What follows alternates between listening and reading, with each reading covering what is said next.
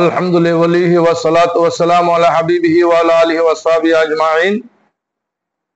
আল্লাহর মেহেরবানি আমরা আজকে 7 নম্বর ক্লাস করব ইবনে মাজাহ শরীফের। তো তোমরা কেমন আছো? ভালো আছি।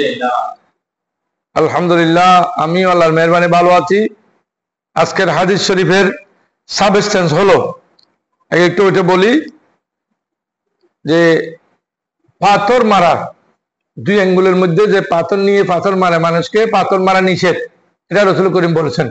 সেখান থেকে আমি রিসার্চ করে গবেষণা করে বের করলাম আমাদের দেশে যে ডাঙ্গুলি মারে, ডাঙ্গুলি খেলা ওটাও নিষেধ, কারণ ওটা দিয়ে মানুষের চক্ষু নষ্ট হয়ে যায়। কেন নিষেধ করেছেন? এটা রাসূল করিম বলছেন এটা দিয়ে কোনো শত্রু আক্রমণ করা যায় না, বরং মানুষ কষ্ট পায়।